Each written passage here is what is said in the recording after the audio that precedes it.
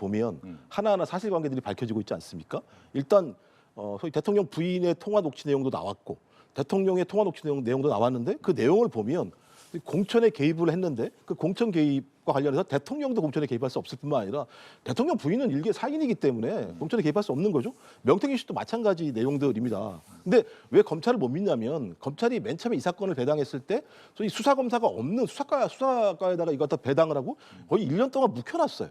그러다가 언론에서 이 내용이 나오기 시작하니까 갑자기 창원지검에다가 수사검사들을 급파해가지고 수사를 하게 했었고 그 수사와 관련해서 황금폰이라고 얘기하는 명태균 씨의 황금폰 3개가 다 포렌식이 진행되고 있는데 그 수사 결과 보고서가 다 나왔어요.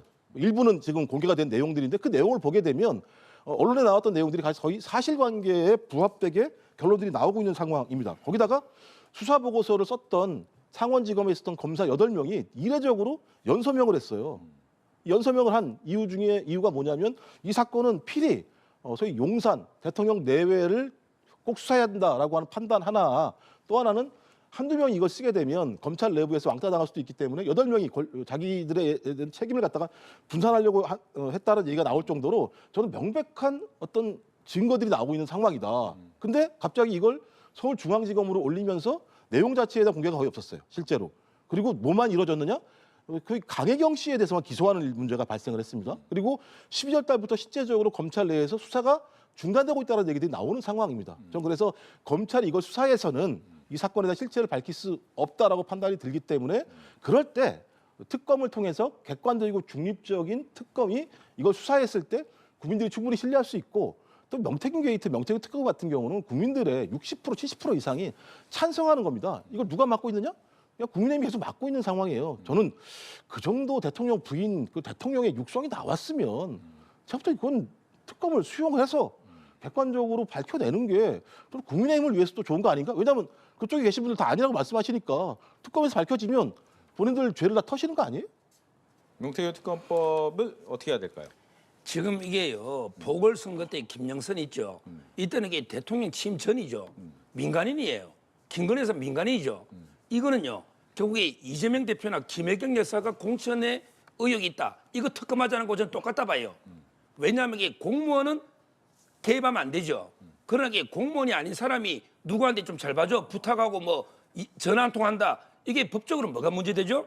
그러면 이게 이재명 대표는 공천에 초연하게 나는 아무 친명이든 뭐 비명이든 난 공천에 관심 없어. 공간에서 투명하게 해. 이렇게 민주당은 다 했을까요? 아니 대통령이요. 한번 생각해보세요. 공천의 가장 기준은 정권 획득에 기여가 있냐 없냐. 정당의 목적은 정권 획득이죠. 그럼 대통령이나 김건희 여사 볼 때 야 누가 이게 대선의 승리의 일동무신이야. 이 사람 좀 공천 가능하면 해줘. 이게 뭐 잘못된 겁니까? 공무원이면 직권을 여기서 안 되지만 그때는 이게 민간인이에요. 민간인. 따라서 저는 이재명, 김혜경 여사 공천 개입 특검하자는 거하고 똑같은 논리 구조다. 그때 공간위원한데 뭐 위계나 이런 게 있다면 또 업무방해로 할지 몰라도 그마가 전화만 가지고 과연 이게 그 범죄가 성립하는 건 민간인이 제가 공직선거법에 다 봐도 사인이요.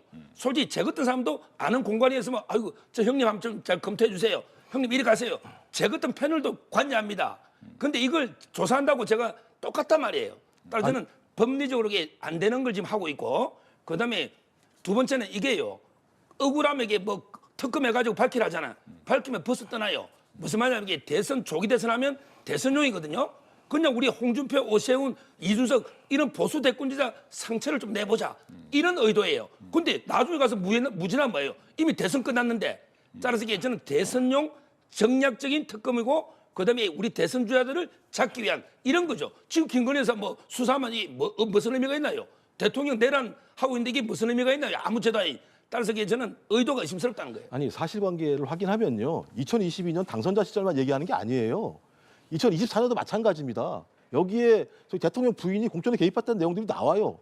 대통령도 그런 게 나오고 그러면 대통령은 정치적 중립을 지켜야 돼요. 정치적 중립 의무 위반이에요. 그다음에 말씀하신 대통령 부인과 명태균 씨는 사인이에요. 공천에 개입할 수 없는 상황입니다. 이런 일이 벌어졌어요. 2022년만 말씀드리는 게 아니고 2024년도 공천에도 마찬가지. 그러니까 오죽하면 한동훈 전 당대표랑 저희 대통령 부인이랑 엄청나게 논란이 많았었잖아요.